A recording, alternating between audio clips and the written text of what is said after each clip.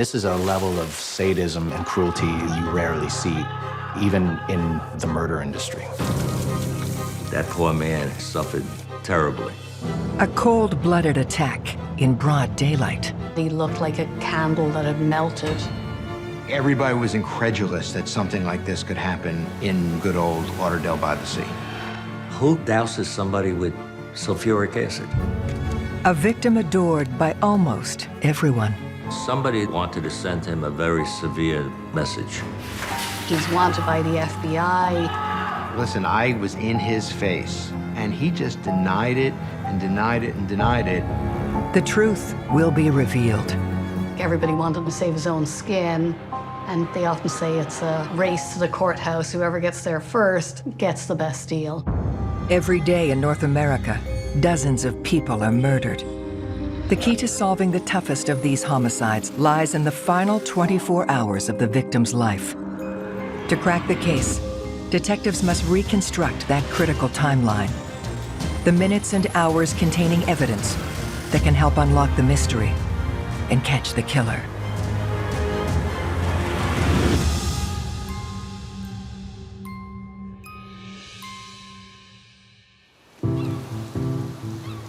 South Florida is a magnet for sun seekers and retirees who want to spend their golden years on golden beaches.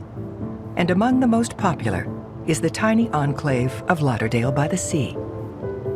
It is a throwback, probably 20, 25 years from the rest of the area of the beach. It has older motels, it's accessible to people who maybe aren't rich, and it has a real sort of homey feel to it. A lot of people who live in the Northeast or Canada and other places, they come here on vacation, they fall in love with the place, and they move back. And we just tend to get an eclectic collection of people. In Lauderdale by the Sea, you don't hear about a lot of violent crime. It would be just mainly property crimes, maybe some burglaries. For the town to have a homicide, it's very, very uncommon. But on Sunday, July 9th, 2000, Lauderdale by the Sea's peace and tranquility is rocked by a sinister act of violence. It's a bright, sunny day. It's, you know, the kind of afternoon where people are getting their errands done or they're getting ready for the week ahead. So it was about 3:20 in the afternoon. The victim was in the supermarket parking lot.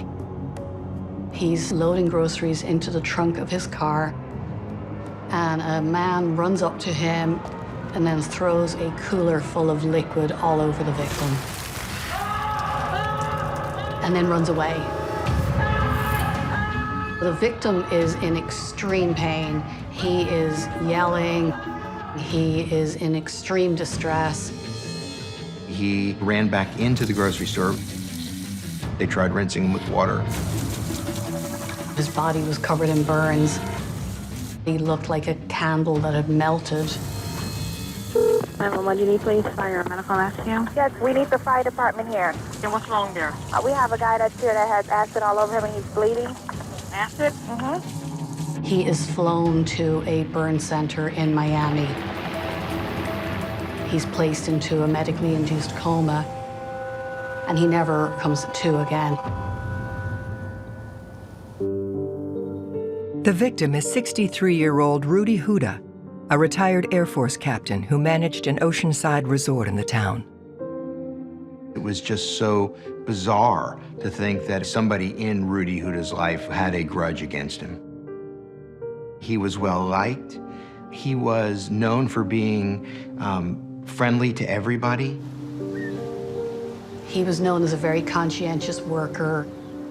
He was always out pottering around, cleaning things up, talking to the guests. He had a little dog that was well known called Shatsy, and they used to walk around the area. People knew them. The people who mourned him must have been devastated knowing how horrible this crime was. Tasked with solving Rudy's vicious murder is veteran homicide detective Eli Tomasevich. Mr. Huda was doused with sulfuric acid. The acid, once it starts eating through your body, through your skin, it starts attacking your organs. I worked many homicides, and I've been witness to many autopsies. This was one of the worst. That poor man had probably suffered terribly. As reporters, we're accustomed to murders that involve guns and knives and beatings and, you know, fights that get out of control, but acid takes it to a whole different level. Regardless of motive, this is a level of sadism and cruelty that fortunately you rarely see, even in the murder industry, and even in South Florida. It was such a horrible murder that I was determined we were going to find whoever did this, at least to find out why. To catch the killer, Detective Tomasevich will need to piece together the final 24 hours of Rudy's life. Speaking with his wife was just a normal day. He was working around the complex, and I think it was about 3 o'clock in the afternoon when his wife sent him out to do some shopping. We got surveillance videos from the grocery store, which really didn't help much because most of the videos were from the inside of the store. And that was when Mr. Huda ran into the bathroom and was dousing himself with water. So as far as the suspect themselves, we really didn't have any video on them. I spoke to 2 eyewitnesses. They said that around 3 p.m., Mr. Huda went into the supermarket to do his shopping. When he came out, it was around 3:22. He went to put his groceries into the car, and that's when a white pickup truck came along. A white male came out with a cooler. The witness said it was an igloo cooler, like they use on construction sites. This guy came up and called Mr. Huda's name. So he would turn around and then doused him with the acid. One of the witnesses, she gave us a pretty good description. White male, he was in his 30s, he was 6'2". He had no shirt on, but he had white pants. They were like painter's pants. There was another person with him who was driving the pickup truck, but nobody could describe the driver, you know, because he was in the vehicle. Nobody really got a look at him. Someone is driven to the scene, called out the victim's name, attacked the victim and only the victim, and then fled the scene. This speaks to this whole thing being very organized, very premeditated. On top of that, not only is it organized and premeditated, the weapon used reflects a level of personal motivation the way few other targeted attacks do. But what would motivate such a barbaric attack on a man as well-liked as Rudy? I thought maybe he might have been cheating because it was just the type of a crime that whoever the suspect was wanted to cause pain. It wasn't like, you just want to kill somebody. So we started looking at whether he had a girlfriend, there was a husband someplace that was angry or something like that. But according to Edith Huda, the wife, she had a perfect marriage. They were very happy together. So we went on to other things. As Detective Tomasevich scours Rudy's background, he discovers that Rudy did have one potentially dangerous vice. Mrs. Huda told us the only problem that they had was that he would go to the racetrack and he would spend money at the racetrack. And I guess he tried to hide whatever he was spending. So when she told us about that, naturally, we figured maybe he was borrowing money from organized crime. Maybe he owed bookmakers, money from his betting. Because somebody out there wanted to send him a very severe message. Rudy Huda, a resort manager, was the victim of a fatal acid attack. To find his killer, investigators look into Rudy's gambling habit as a possible lead. People speculated that perhaps organized crime was involved because the crime was so horrific and so targeted. It was something that was targeted towards a very specific individual. It didn't seem like maybe this was going to be randomly happening to other people. It's incredibly difficult to find the killer if it's a professional job. So these are weird cases because investigators, I mean, they're clearly looking for the person who's doing the killing, but that person is not connected by motive. They're connected by some form of money because it's a contract killing. And that can be very difficult for investigators to put the pieces together. We spoke to a few bookmakers in the area that we knew existed.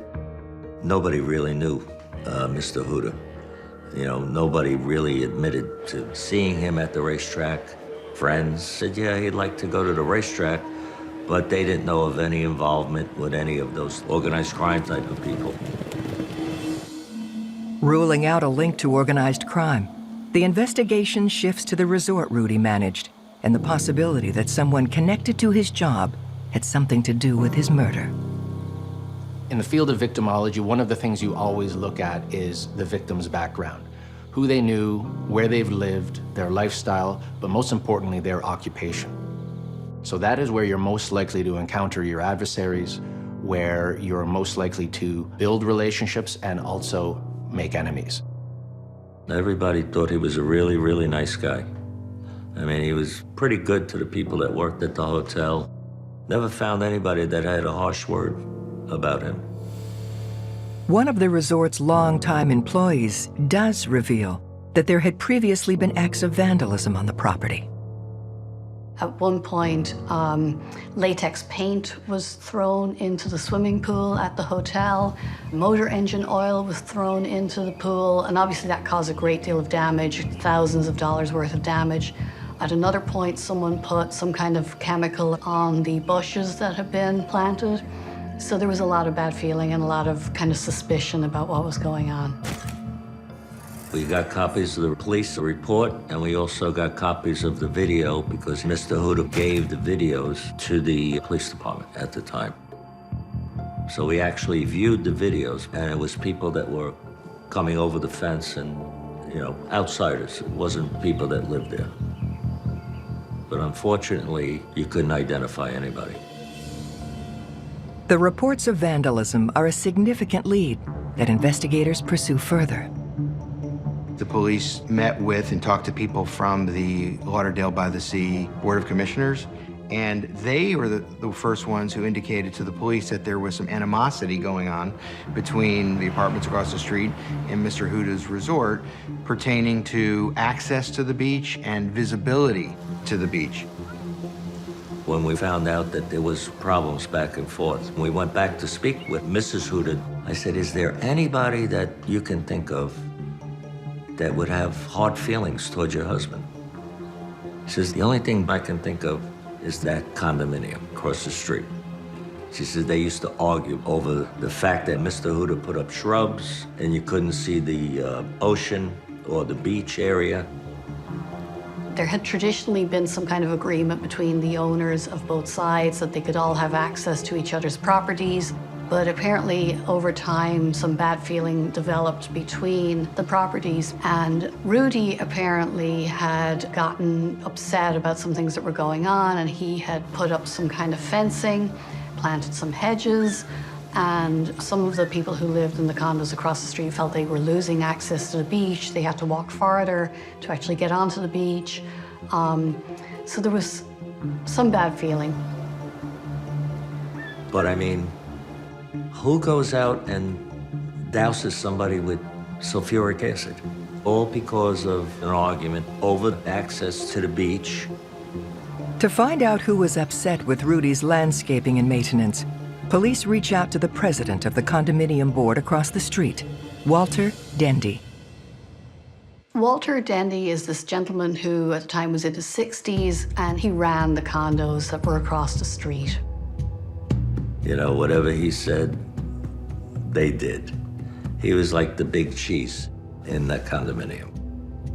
He's a respected member of the community. He was involved in civic life in the town. So, you know, he was well known in the area.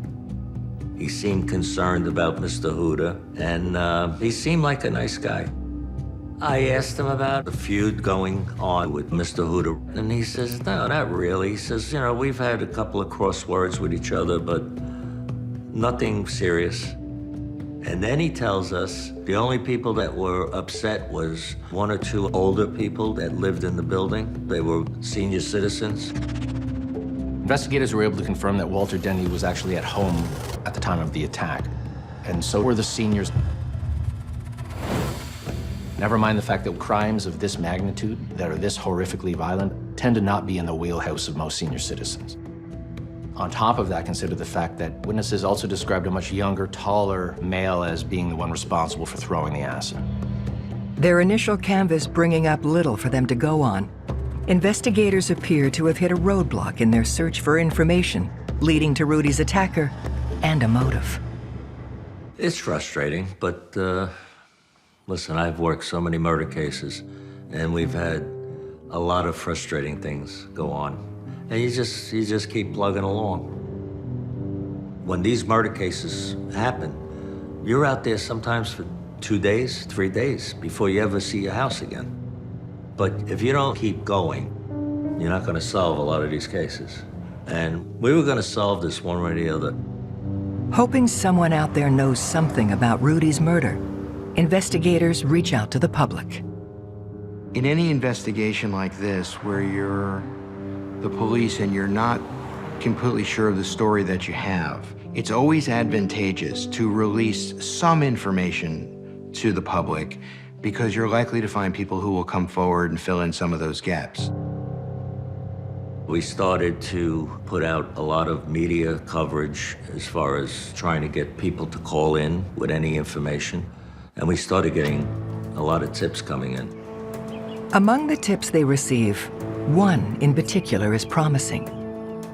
We finally got a tip that said that the person that was involved with this used to hang out at a bicycle shop in Fort Lauderdale.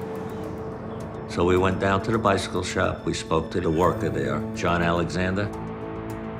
He really didn't want to give up much information. But then Detective Tomasevich makes an important discovery.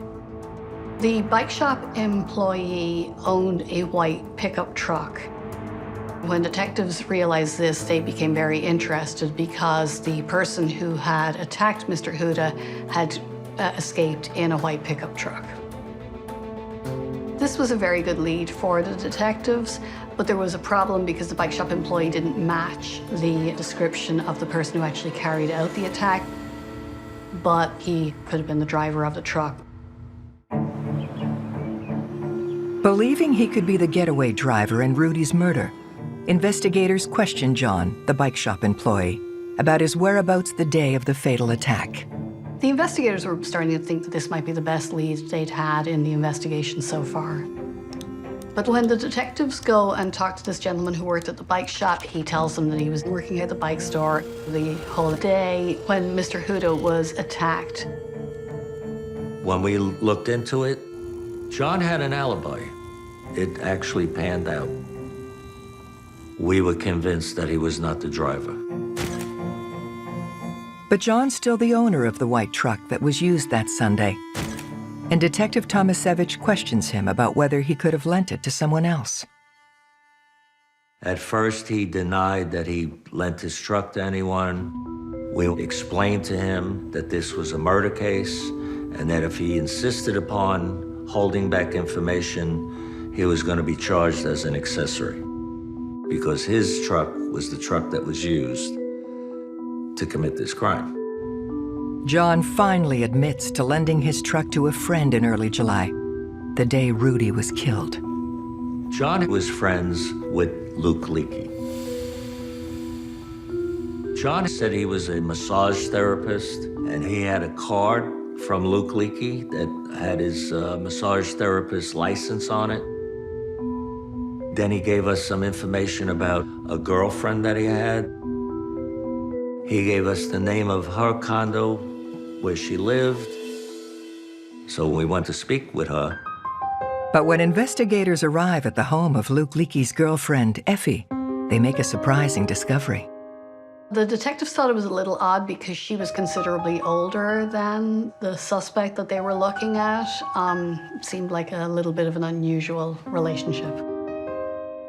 In speaking to this lady, the detectives learned that she was a vulnerable person, and he took advantage of that to pay her attention and to ingratiate himself into her life and into her home.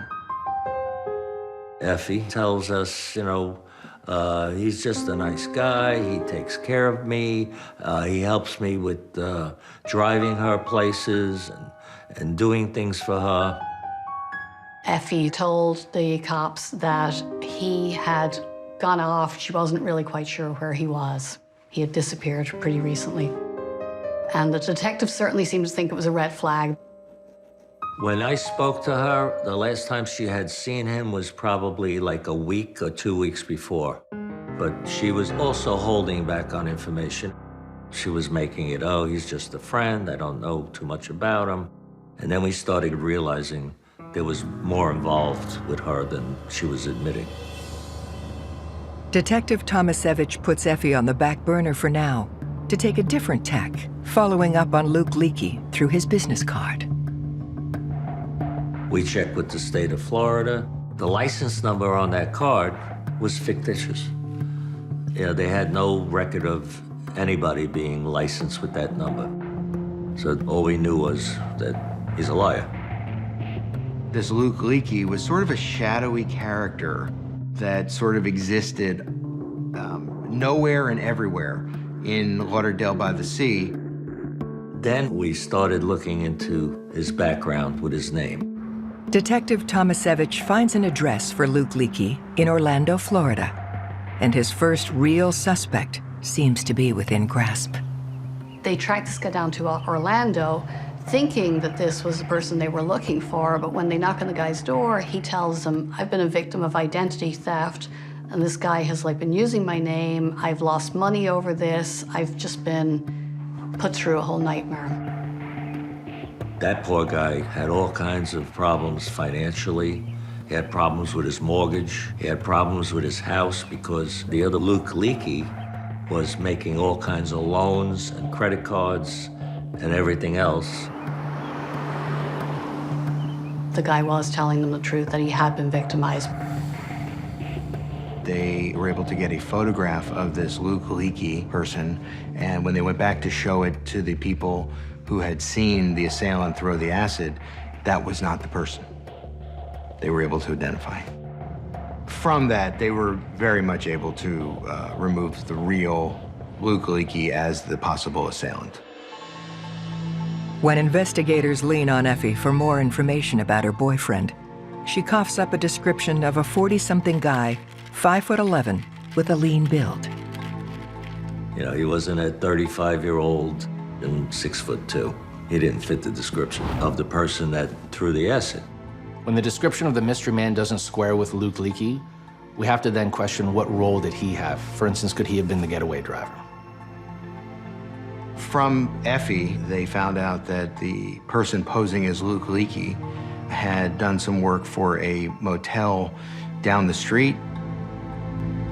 Detective Tomasevich meets the owner of the motel, hoping he'll have information leading to the mystery con man claiming to be Luke Leakey. The manager hired Luke Leakey to take care of the pool and do the maintenance around there, but that's all he knew about him. As the investigation appears to be hitting another wall, Detective Tomasevich makes a coincidental observation.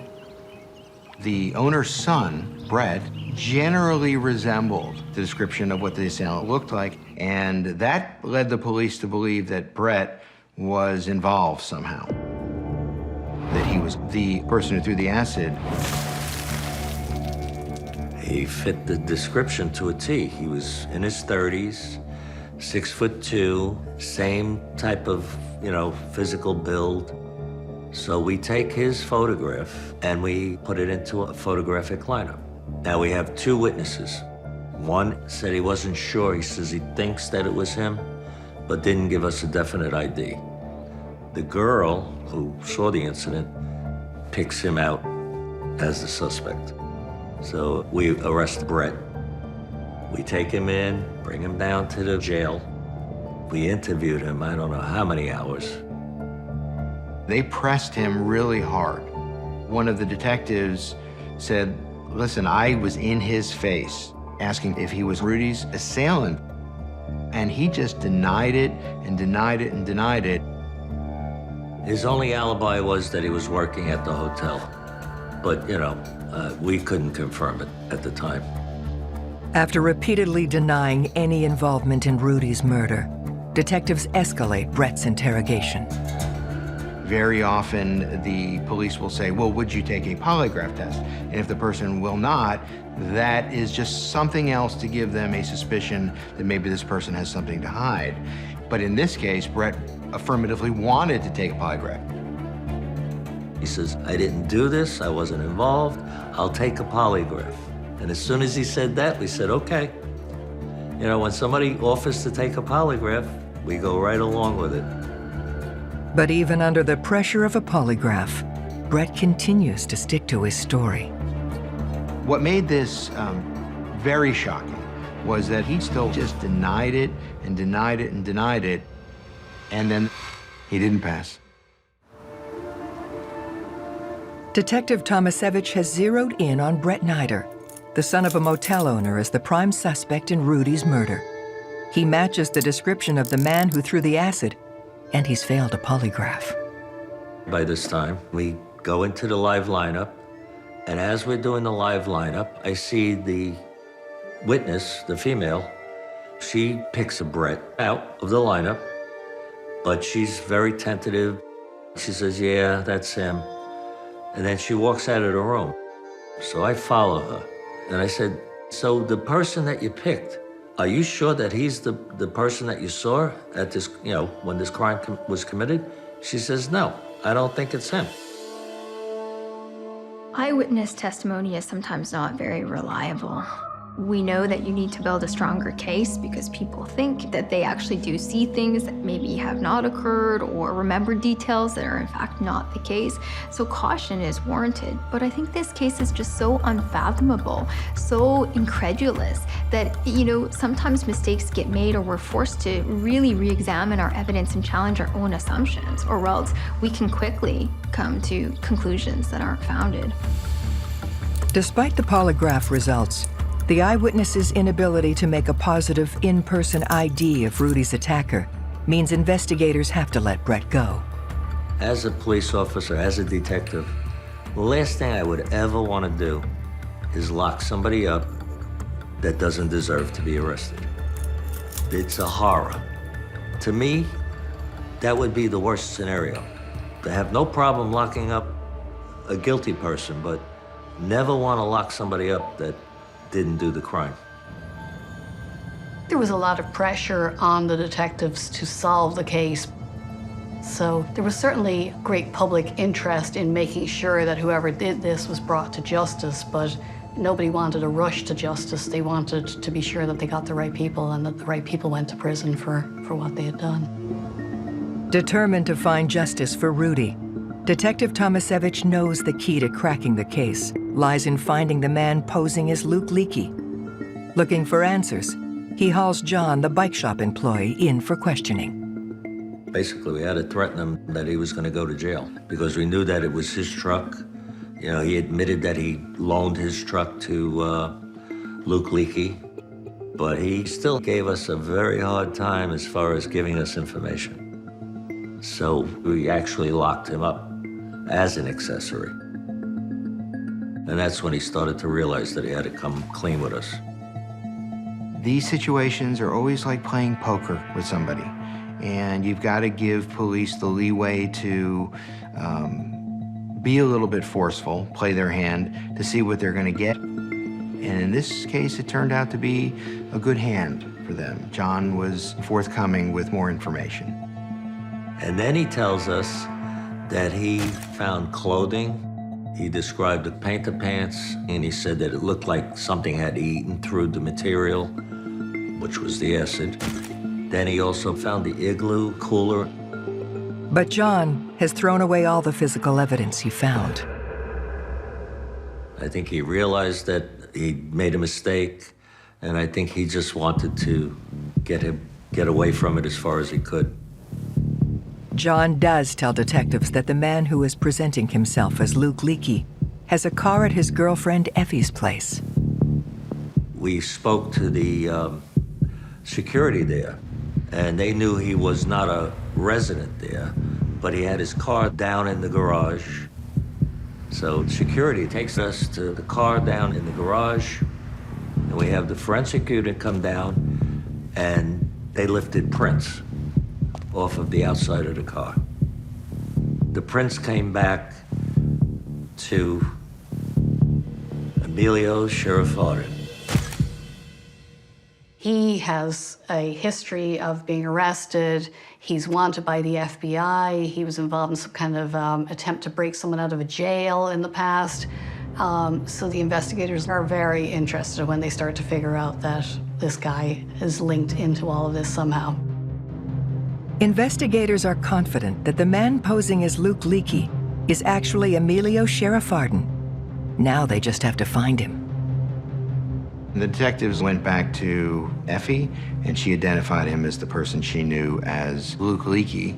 But she was somewhat reluctant to believe that this person in her life could be a criminal. There was still some element of her trying to protect him. We sat and explained to her all the information that we had, all the people that he's hurt.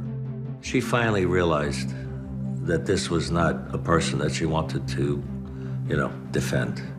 And then she finally started telling us all the information that we needed to know. She gave us his cell phone number, and we got a warrant for that number so we could track it. And we tracked that cell phone right across the United States. We knew exactly where Amelio Sheriff Fardan was at certain times. And then it finally stopped in Palm Springs, California. So we got on the phone, called the Palm Springs Police Department, sent them flyers with his, photo and other information. And we said, he's somewhere in your city. And Palm Springs put it on the local news there. Investigators catch a break when the people Amelio Sheriff Fardan is staying with see the news report. When these two guys saw it, they said, that's the guy that's staying with us. They picked up the phone and called Palm Springs Police. When Palm Springs Police Department got there, they must have surrounded the place because it was a homicide investigation. Somebody goes to the front door and they put somebody at the back door, just in case that person tries to escape. Amelio ran out the back and he was caught when he was running out of the back door. With Amelio Sheriff Fardan in custody, Detective Tomasevich interrogates him about Rudy's murder. He was a little cocky at the beginning, and I said to him, I says, Amelio, you don't have to say a word. You have the right to remain silent. They gave him his Miranda rights. I said, just listen to what I have to tell you. Investigators have Amelio's cell phone records, which place him making a call in the area of the supermarket at 3:24 p.m., around the time of Rudy's attack. And I told him all about the information, all about the evidence, and he didn't say a word. He just sat there listening and looking at me. And he said, wow, you guys are good. He says, you did a good job. He says, okay, I'll tell you the truth. Detective Tomasevich has Amelio Sheriff Fardan in his crosshairs and is hoping to learn the truth about Rudy's murder. Amelio was trying to save his own skin, and he was in other troubles, so he was looking at possibly being convicted of other crimes. So it seemed like he was trying to get the best deal for himself. And they often say it's a race to the courthouse. Whoever gets there first and volunteers the most information gets the best deal. Amelio tells Detective Tomasevich he was just the getaway driver, and that Rudy's attacker is Amelio's friend, Neil Bross. Neil was a painter, and he used to wear white painter's outfit. Just like the guy that was in the parking lot who doused Mr. Huda with sulfuric acid. Mr. Sheriff Fardan told him that he was asked by somebody to do this, and that he agreed to be the getaway driver, and he enlisted his friend, Neil Bross, to actually throw the acid. Investigators have two suspects with the means and opportunity, but they're still without a motive for why Neil Bross and Amelio Sheriff Fardan would want to conspire to murder Rudy. Their motive seemed to be to make money. Neil thought he was going to make $200,000 with a bonus thrown in if he could get the acid into the eyes of the victim. And Amelio thought he was going to make about $20,000 to set up the deal and be the getaway driver. And then, as it turns out, that's when Amelio Sheriff Fardan named the mastermind of the entire crime. Amelio said that the mastermind behind this whole barbaric plan was Walter Dendi, the president of the local condo association. Walter and Rudy had been at loggerheads over Rudy's decision to restrict access to the beach path and to plant a row of hedges that obstructed Walter's condo complex's ocean view. I was surprised. We did a background check on Walter Dendi when we originally spoke with him. Man's never been in trouble, worked his whole life, retired. It was hard to believe that a man like him would be involved with, an incident like this. What would push a law-abiding senior citizen who is an upstanding member of the community to orchestrate such a vicious attack in response to a property feud? Walter's somebody who is sensitive to perceived slights and affronts. He wants to regain the beach access because it makes him look good in the eyes of the people he represents as the condo association. If he can't provide that, it means people at this condo need to walk the same access as the rest of the public. And this is something that if you're a narcissistic individual would be really awful and off-putting towards you. But the more he struggles to solve this problem, it's almost like this narcissistic wound continues to fester to the point that he just gets so aggrieved, he's going to resort to a plan to take care of Rudy or send him a message for good. Amelio tells Detective Tomasevich that Walter Dendi found out he was on the run using a false name and leveraged this information to blackmail Amelio into participating in the feud. Walter Dendi wanted to cause enough damage where Mr. Huda would lose his job. So this way they wouldn't be arguing over bushes and the lock on the gate and all that. Walter Dendi hired Amelio to throw the oil into the pool. Walter Dendi hired him to kill the bushes after the bushes were put in place. And then he said that Walter Dendi wanted to hire him to send Mr. Huda a very severe message with the acid. Amelio Sheriff Fardan tells detectives he enlisted Neil Bross to throw the acid and that Walter Dendi promised to pay them both for the attack. But Sheriff Fardan's also a con man, and Detective Tomasevich needs more than hearsay to prove his case. When the police confront Amelio, he tells them he has proof about his story. He says he and Walter actually went to the industrial supply store together on July 7th and bought the sulfuric acid together. A woman sold a barrel of sulfuric acid to two gentlemen matching the description of Amelio Sheriff Fardan and Walter Dendi. She was able to give the descriptions, and then she was able to pick them out of photographic lineups. Getting the sulfuric acid was a big deal because that was clear evidence that Mr. Dendi was involved. With Amelio Sheriff Fardan's cooperation, investigators are able to put together the final 24 hours of Rudy Huda's life.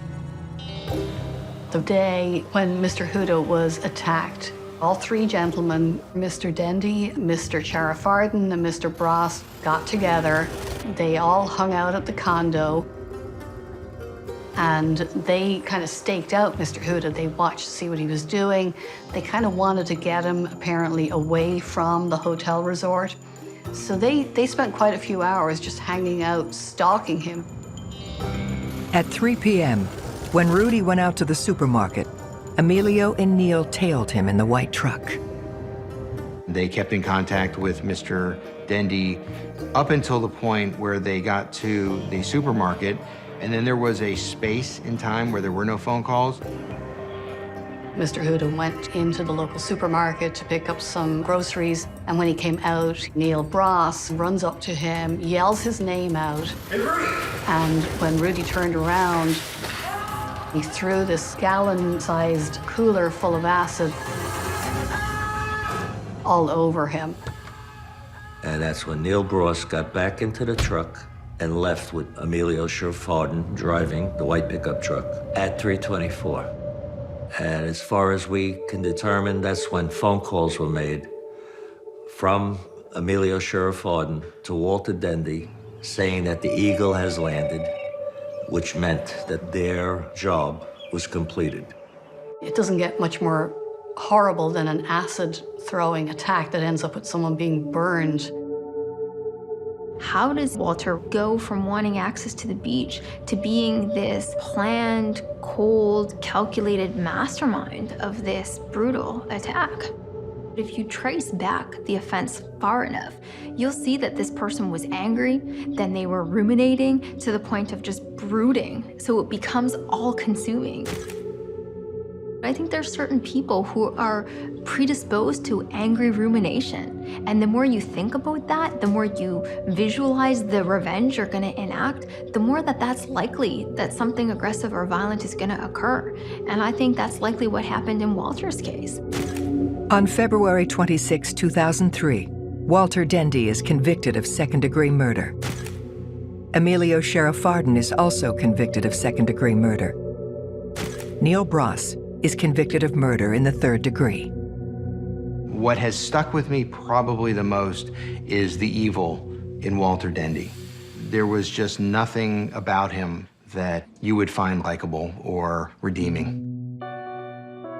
I have seen people who lack the empathy gene, meaning that they really don't care what they do. I have seen people who have acted out of passion, but something so cold and calculated, I don't think I've ever seen it before. I always thought it was one of my worst cases. I mean, I've had bad cases. This stands out. Everybody got what they deserved, especially Walter Dendi. He was the worst. He was the one that contracted the whole situation. He was the one that caused the whole thing. I think the thing that really sticks out about this case is just how petty disputes can blow out of proportion, and just how tragic it all is. Rudy suffered terribly.